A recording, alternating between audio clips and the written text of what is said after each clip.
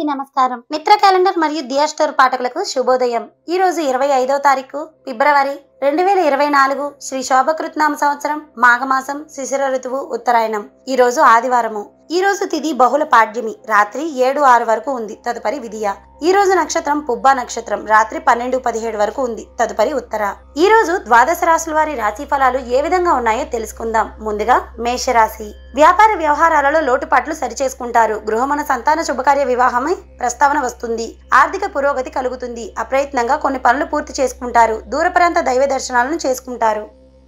తదుపరి వృషభ రాశి. ముఖ్యమైన పనులు మందగిస్తాయి. కుటుంబంలో కొందరు మాటలు వివాదాస్పదంగా మారుతాయి. ధనపరంగా ఇబ్బందులు తప్పవు. ఉద్యోగాలలో ఊహించని మార్పులు కలుగుతాయి. తదుపరి మిథున రాశి. చేపట్టిన వ్యవహారాలు మరింతగా మందగిస్తాయి. మానసికంగా సమస్యలు కొంత బాధిస్తాయి. వృత్తి వ్యాపారాలలో నిరుత్సాహ వాతావరణం ఉంటుంది.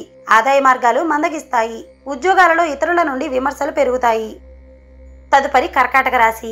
వ్యాపారాన నూతన ఆలోచనలతో ముందుకు సాగుతారు. విలువైన వస్తు వాహనాలని కొనుగోలు చేసుకుంటారు. నిరుద్యోగుల శ్రమ ఫలిస్తుంది. సంఘంలో పెద్దల నుండి ఆహ్వానాలని అందుకుంటారు.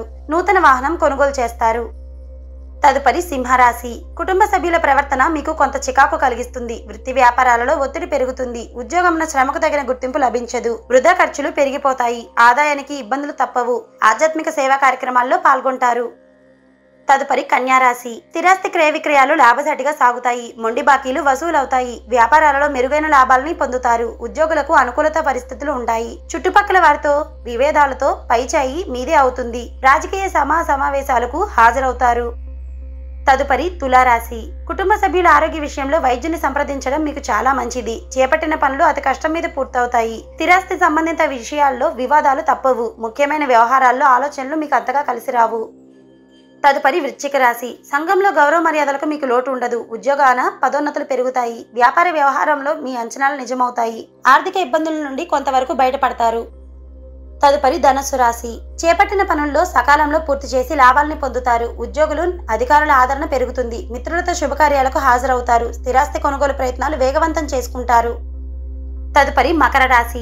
దూర ప్రయాణ సూచనలు ఉన్నాయి. ఉద్యోగాలలో సహోద్యోగుల ప్రవర్తన కొంత చికాకు కలిగిస్తుంది. వ్యాపారాలు ఆశించిన రీతిలో రాణించవు. బంధువర్గం వారితో మాట పట్టింపులు ఉంటాయి. కుటుంబ పెద్దల ఆరోగ్య విషయంలో మీరు శ్రద్ధ వహించాలి.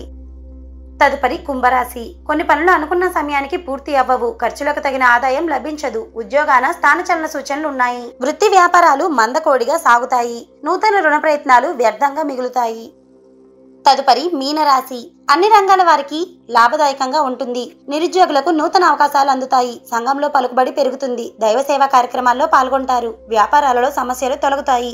దీర్ఘకాలిక వివాదాల నుండి మీకు ఉపశమనం లభిస్తుంది.